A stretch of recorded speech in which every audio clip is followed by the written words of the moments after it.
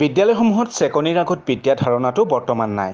যদিও একাংশ শিক্ষকে কিন্তু আজিও ছাত্ৰ-ছাত্ৰীক মাৰধৰ কৰি চিকিৎসালয়ত ভৰ্তি কৰিব লগা কৰে। ৰাজ্যত প্ৰায় এনে ঘটনা সংঘটিত হৈ অহাৰ মাজতে বিদ্যালয়ৰ প্ৰধান শিক্ষকে ছাত্ৰক মাৰধৰ কৰাৰ ঘটনাই চাঞ্চল্যৰ সৃষ্টি কৰিছে ডিব্ৰুগড় জিলাৰ বৰবৰুৱাত। ডিব্ৰুগড়ৰ বৰবৰুৱাত পূৰ্বাঞ্চল জাতীয় বিদ্যালয়ৰ প্ৰধান শিক্ষকৰ বিৰুদ্ধে ছাত্ৰক প্ৰহাৰৰ অভিযোগ।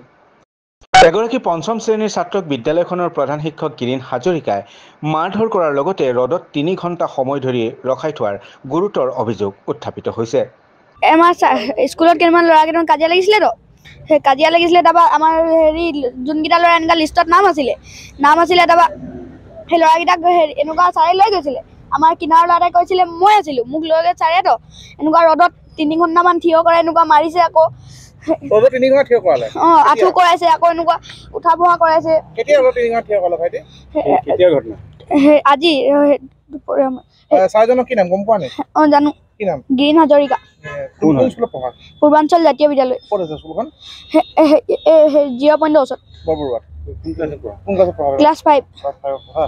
3 ঘণ্টা যে তোমাক ৰখালে, তুমি কি কৰিছা 3 ঘণ্টা ৰ'দত ৰখাই দিলা যে? হা 3 ঘণ্টা তোমাক কিয় ৰ'দত ৰখালে? নাজানো, মই একো কোৱা নাই। আমাৰ কিনাৰৰ ল'ৰাটোৱে কৈছিলে ইও আছিলে লিষ্টত, মোৰ নাম নাই, তথাপিও ছাৰে মোক লৈ যায় কিনে এনেকুৱা মাৰিছিলে।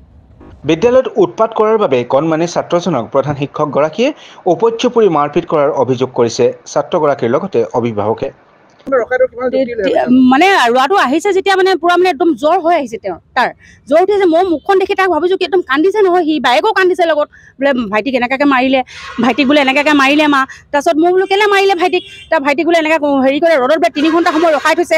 একদম ল'ৰাটো একদম এতিয়া মই এই জাষ্ট মানে স্লাইন দিয়াই পেলাই হেৰি কৰি আনিছোঁ, ল'ৰাটোক স্লাইন দিয়াই মেলি আনিছোঁ মই। তাৰ পৰা আহি মানে বমি কৰিছে, জ্বৰ হৈ গৈছে গাত। মোৰ বৰবৰুৱা হয়, এজাহাৰ দিলোঁ মই থানাত। এতিয়া স্কুলত মই প্ৰিন্সিপালক লগত ফোন কৰিলোঁ। লগালগ মই বেটাক দেখি পেলাই লগালগ প্ৰিন্সিপালক মই ফোন কৰিলোঁ যে ছাৰ বোলে ল'ৰাটোক আপুনি কিয় মাৰিলে? তেতিয়া কৈছে বোলে মোৰ ইচ্ছা, মই মাৰিলোঁ মোৰ ইচ্ছা। এতিয়া মই থানাত মই ক'লোঁ তেনেহ'লে মই থানাত এজাহাৰ এখন কমপ্লেইন এটা দিওঁ। দিয়াগৈ তুমি কি কমপ্লেইন কৈছা থানাত কি কৰিলে বা মোক কৰি লোৱা। তেওঁ এনেকৈ ইতিমধ্যে ঘটনা সন্দৰ্ভত ছাত্ৰজনৰ অভিভাৱকে বৰবৰুৱা আৰক্ষী থানাত এজাহাৰ দাখিল কৰিছে। ইফালে অভিযুক্ত শিক্ষকগৰাকীয়েও প্ৰহাৰ কৰা ঘটনা মানি লৈ অভিভাৱকক দম্ভালি মৰাৰ অভিযোগ উত্থাপন কৰিছে ছাত্ৰগৰাকীৰ অভিভাৱকে।